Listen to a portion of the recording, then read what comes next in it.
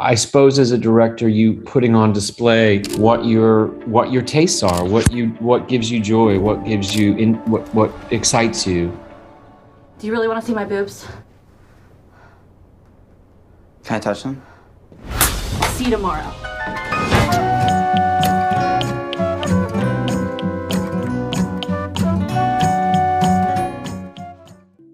The first thing is obviously about Alana Haim, which I was amazingly pleased to see on screen. And I wanted to know more about the story with the Haim family, because you have also Daniel and Estee in the film.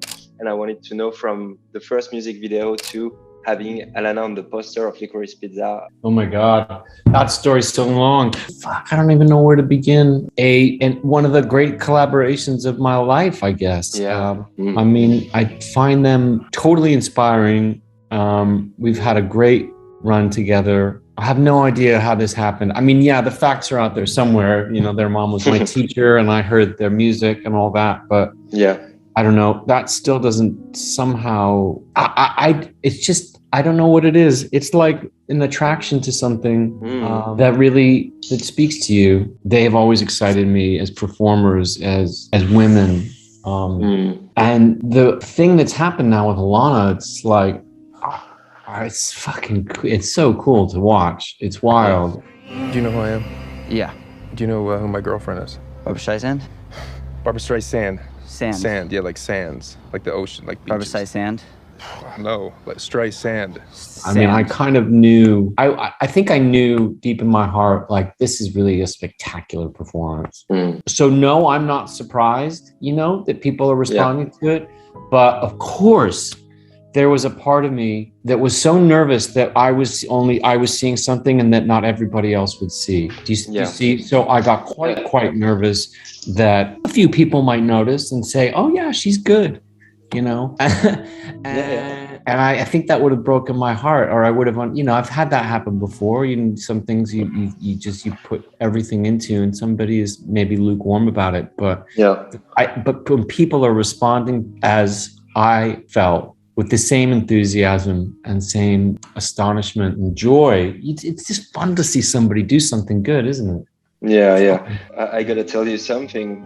When I got invited to the first interview with you in Paris, Jean-Pierre, from the press relations, and he told me, you gotta discover the lead from this movie. You won't believe it. And I was like, okay, he's got a Paul Thomas Anderson movie. And the first thing he tells me is, you gotta discover Alana Haim in this movie because you won't believe your eyes.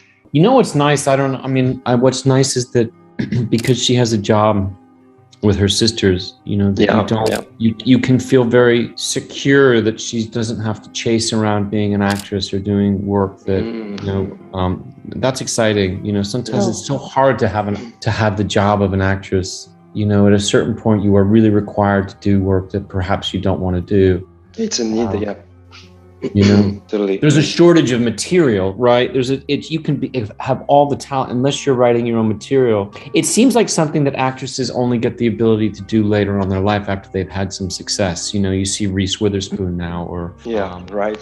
You know, that finally they fucking are able to really guide their own careers. You know, and when they do, they seem happier. But it'd just be nice to see what's next for Alana. You know? Yeah, totally.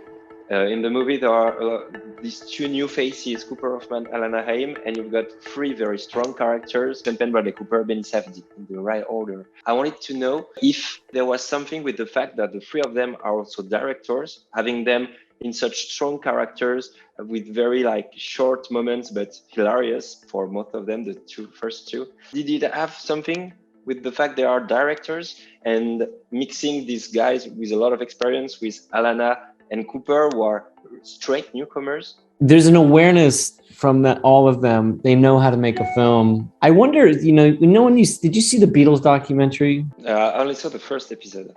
Did you see it when Billy Preston, the keyboard player, comes on? Yeah. You see, whenever you've seen musicians and they're going along and they're pretty good, and then somebody comes into the room and everything gets elevated and lifted up.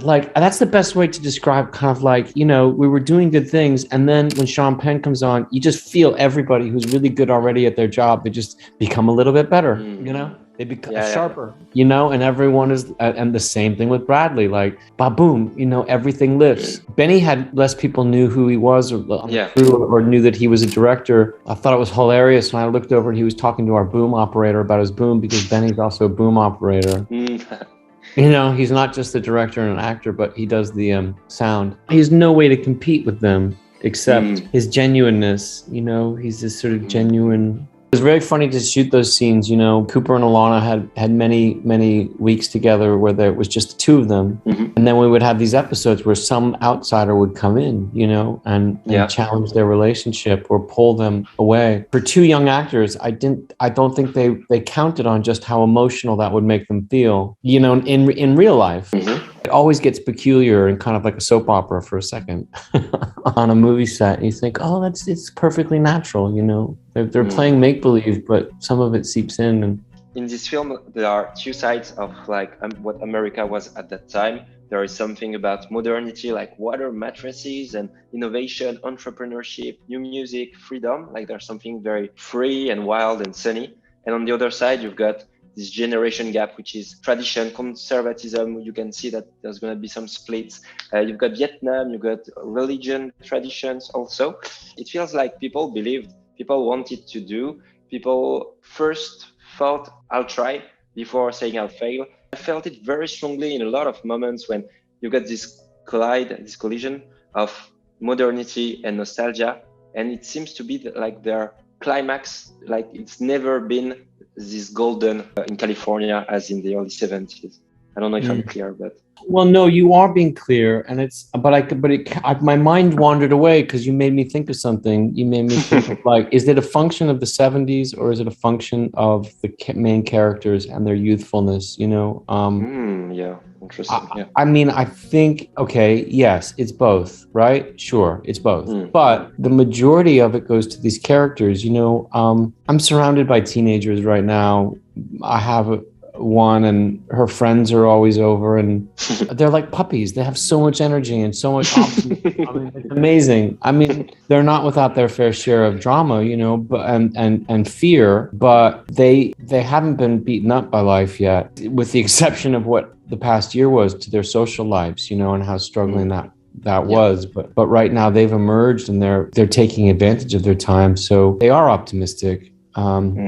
That gets us into a whole conversation about telephones and shit like that. You know, a telephone is actually more of like a ticking bomb that we've put around these kids' ankles, you know, and like, like they don't even know they're drowning, but they are. But then again, it's pretty easy for an old man to say that, you know, they don't want to fucking hear it, you know.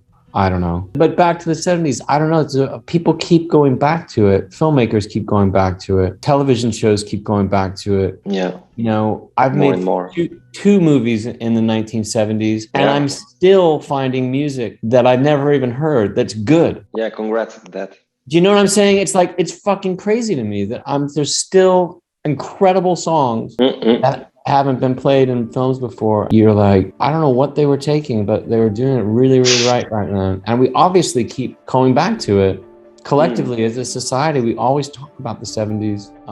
And I'm not talking about like fucking disco bullshit, you know, bottom, you know, like all that kind of stuff. Like, that's nice. And that's kind of flashy, but that's like Halloween costumes, right? I'm talking about sort of the more soulful, incredible material that was coming out of that time. Yeah. Bill Withers music, you know.